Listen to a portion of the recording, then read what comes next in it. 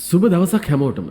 රජය විසින් අසරණ මිනිසුන් වෙනුවෙන් ලබා දෙන අස්වැසුම මුදල් වලට ඇත්තටම වෙන්නේ මොකද්ද? අද අපි කතා කරන්නේ සමාජයේ දැඩි කතාබහට ලක් වුණු ඒ වගේම කනගාටුදායක පුවතක් ගැන. අස්වැසුම සල්ලි ලැබෙන දවසට උඩරට පැත්තේ මත්පැන් හල්වල සිද්ධ වෙන්නේ මොකද්ද කියලා ඔබ දන්නවද? මේ වීඩියෝ එක අනිවාර්යෙන්ම බලන්න. උඩරට ප්‍රදේශ කිහිපයක මත්පැන් හල්ලීමයන් පවසන පරිදි අස්වැසුම දීමනා ගෙවන දිනවල ඔවුන්ගේ මත්පැන් අලවිය වෙනදාට වඩා විශාල ලෙස ඉහළ යනවා.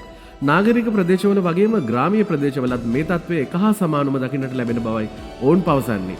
පවුලේ වගකීම් ගැන කිසිදු තැකීමක් නැති ඇතැම් ප්‍රතිලාභීන් තමන්ට ලැබෙන අස්වැසුම දීමනාව එසැනින් මත්පැන් සඳහා වියදම් කරන බවට දැන් වාර්තා ලැබෙමින් පවතිනවා.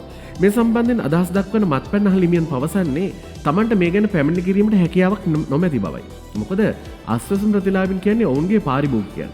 ව්‍යාපාරිකයන් විදිහට ඔවුන්ට වැදගත් වෙන්නේ තමන්ගේ ආදායම මිසක් පාරිභෝගිකයා ඒ මුදල සොයාගත් ක්‍රමය නොවන බවයි ඔවුන් වැඩිදුර පවසන්නේ. අසරණ පවුල්වල ජීවනෝපාය දියුණු කරන්න දෙන මේ මුදල් මේ විදිහට විනාශ කිරීම ඇත්තටම ලොකු අපරාධයක්.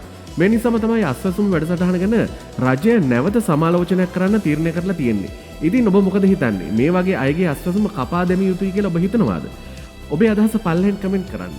මේ වගේ වැදගත් තොරතුරු දැනගන්න අපේ channel එක subscribe කරන්න. හැමෝටම සුබ දවසක්.